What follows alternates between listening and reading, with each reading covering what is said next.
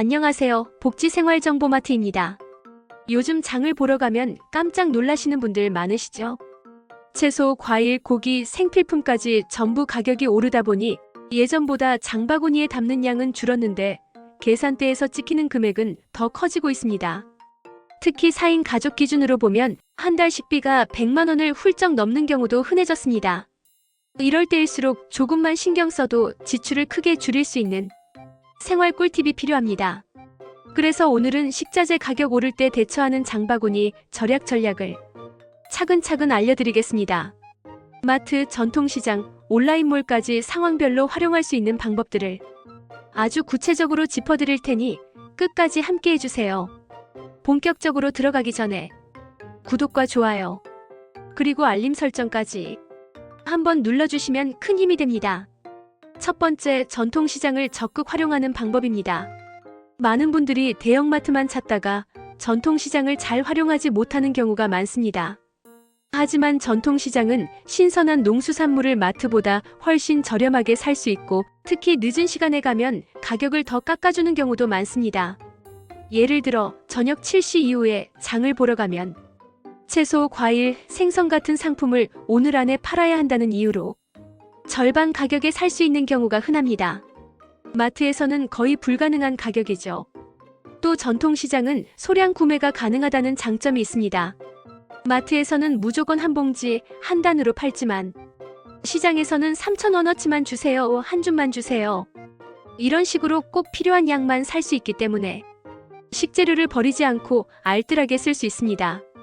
그리고 또 하나, 시장에서는 현금 결제나 간편 결제 할인도 꼭 챙기셔야 합니다. 지역 사랑 상품권, 제로페이, 카드사 제휴 할인 등을 활용하면 실제 지출은 더 줄어듭니다. 여러분도 혹시 요즘 장 보실 때 마트 가격 보고 놀라셨던 적 있으신가요? 그럴 땐 전통시장 한번 가보세요.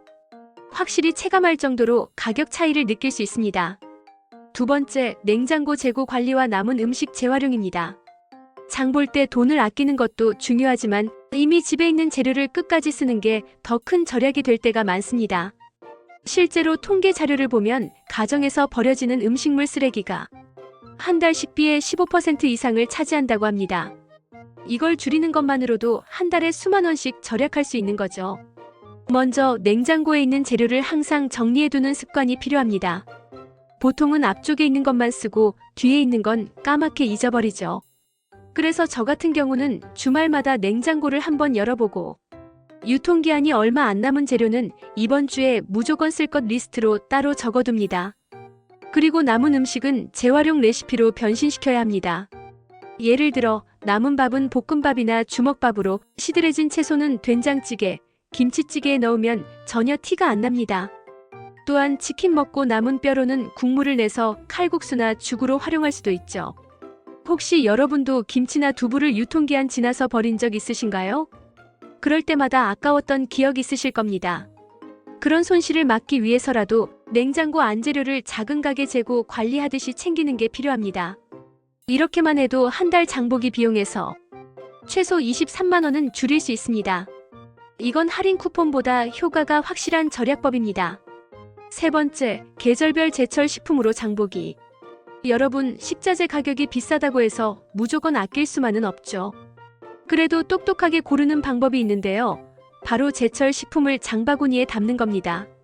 제철 식품은 생산량이 많아서 가격이 안정적이고 영양도 풍부합니다. 예를 들어 여름철엔 오이까지, 옥수수 같은 채소와 과일이 가격이 내려갑니다. 반대로 겨울철엔 배추, 무, 귤 같은 식품이 저렴해지죠. 이런 제철 먹거리를 중심으로 장을 보면 같은 비용으로도 훨씬 알차게 식탁을 채울 수 있습니다. 또 하나 꿀팁. 제철 식품은 대량으로 나오는 시기가 있어서 가격이 확 떨어질 때가 있습니다. 이럴 때 한 번에 사서 냉동 보관이나 절임, 장아찌, 말리기 같은 방식으로 저장하면 제철이 끝난 뒤에도 저렴하게 즐길 수 있어요. 예를 들어 여름에 고등어가 싸게 나오면 한 번에 사서 손질 후 냉동해 두면 가을 겨울에도 비싼 값 안 주고 먹을 수 있는 거죠. 혹시 여러분 이런 경험 있으신가요? 습관처럼 늘 같은 채소, 같은 과일만 사다가 가격이 확 올라서 놀란 적. 이럴 땐 과감히 제철 식품으로 바꿔주면 훨씬 부담이 덜합니다. 정리하자면 제철 저렴 영양 신선함. 이 세 가지를 동시에 잡을 수 있는 최고의 방법이니 꼭 기억해 두세요. 네 번째, 할인 쿠폰과 멤버십 적극 활용하기. 여러분, 식자재 가격이 올라도 쿠폰과 멤버십만 잘 활용해도 장바구니 부담을 크게 줄일 수 있습니다.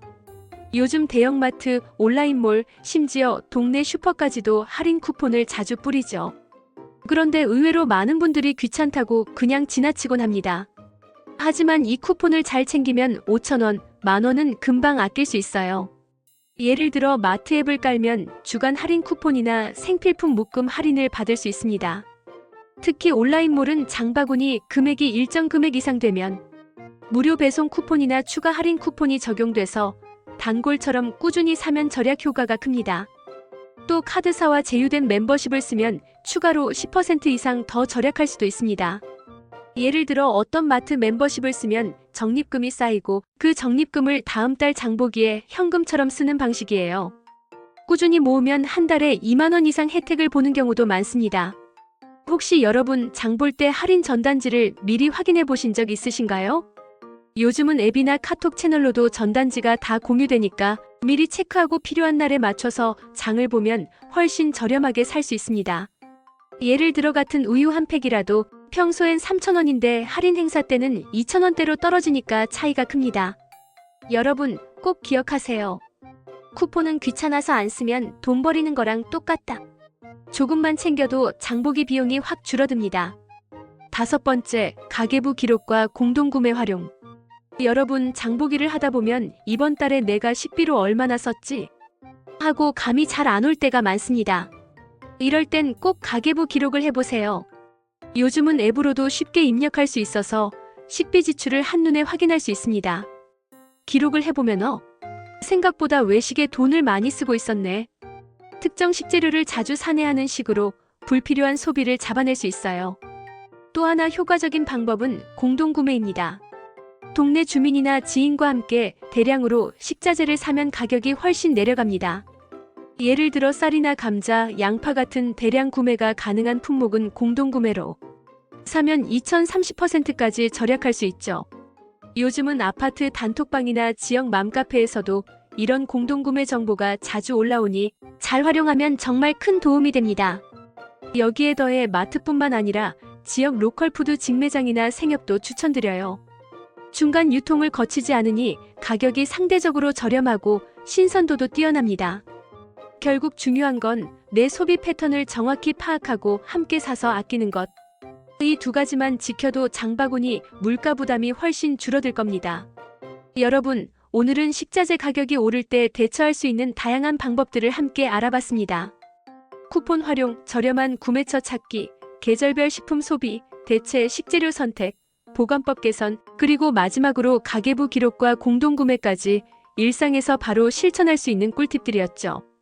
사실 이런 작은 습관들이 모이면 한 달 식비가 정말 크게 줄어듭니다. 이 정도로 아낄 수 있구나 하고 체감하실 거예요. 혹시 오늘 들으신 방법 중에 이미 실천하고 계신 게 있으신가요? 아니면 이건 꼭 해봐야겠다 싶은 게 있으셨나요? 댓글로 여러분의 경험을 나눠주시면 다른 분들께도 큰 도움이 될 거예요. 그리고 앞으로도 생활에 꼭 필요한 알짜 정보들 빠르고 쉽게 정리해서 계속 전해드릴 테니 놓치지 않으시려면 구독과 좋아요, 알림 설정까지 꼭 부탁드립니다. 그럼 오늘도 알뜰하고 현명한 소비 함께 만들어 가보시죠. 감사합니다.